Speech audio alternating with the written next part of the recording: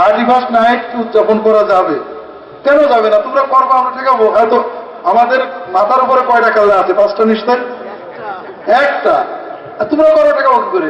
তবে এটা করলে শুধু ইমানই যাবে না, জীবনও যাবে। 31st নাইটটা এসেছে কি জন্য? এসেছে হলো সমাজে আমরা এখন এই সারা দুনিয়া নিয়ন্ত্রণ করে বাণিজ্যিক সাম্রাজ্যবাদীরা। এদের ব্যবসা হলো তরুণদের নিয়ে। তরুণদের ভিতরে যৌবনের উচ্ছলতা আছে। তরুণদের দুটো জিনিস আছে, একটা হলো যৌবন আর একটা হলো জীবন। কয়টা জিনিস আছে? একটার নাম যৌবন, 40-এর ভিতরেই শেষ হয়ে যাবে, আর একটার নাম জীবন, 45 পর্যন্ত থাকবে, নাকি 100 তো হতে পারে। জীবন অনেক লম্বা, যৌবন অল্প। যৌবনে আমাদের ভিতরে গ্রোথ থাকে, উচ্ছলতা, অস্থিরতা। এই সময়ে আমরা কি করছি অত ভাবি না। এখন আমরা মানুষের একটা কথা বলতে গেলেও 5 বার চিন্তা করি, ঠিক না? আর যুবক তরুণেরা একবার বললে লাভ পেরে দৌড় দেবে, গর্তে পড়ে না, কোথায় বলে হুঁশ নেই। এই থেকে বাণিজ্যিক সাম্রাজ্যবাদীরা এক্সপ্লয়েট করতে চায়। তুমি 31st নাইট উপলক্ষে কেন ব্যয় করো, খাও, ফুর্তি করো।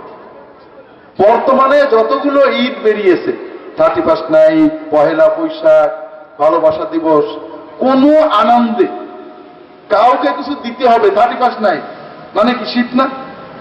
আমরা 31st নাইট উদযাপন করব। আমরা এই রাত্রিতে 12টা 1 মিনিটে বস্তির বাচ্চাদেরকে কম্বল দেওয়ার মাধ্যমে নতুন বছর শুরু করব। আছে নাকি? আছে? নেই। কি আছে? খাও, মদ খাও, অশ্লীলতা করো, কেন, বেড়াও, লাফাও।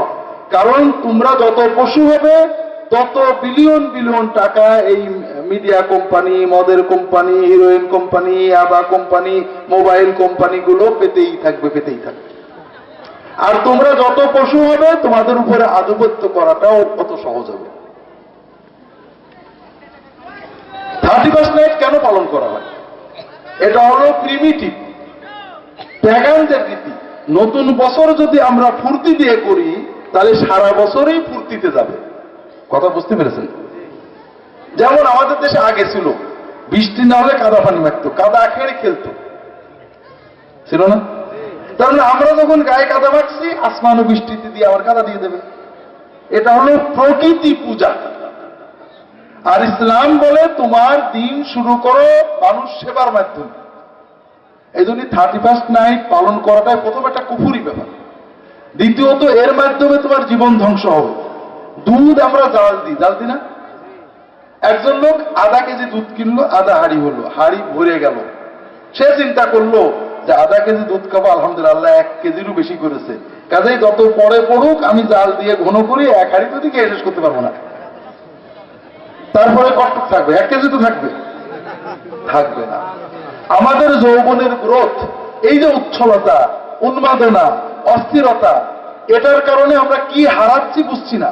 আমাদের জীবন হারাচ্ছি, আমাদের শক্তি হারাচ্ছি, আমাদের পবিত্রতা হারাচ্ছি, মানসিক শান্তি হারাচ্ছি। এগুলো আমরা বুঝবো যখন বয়স 40 হয়ে যাবে, 45 হয়ে যাবে, তখন আর ফিরে আসতে পারবো না, জীবনটা বড় কষ্টের হয়ে যাবে। এই জন্য তোমরা এগুলো থেকে 100 মাইল দূরে থাকবে।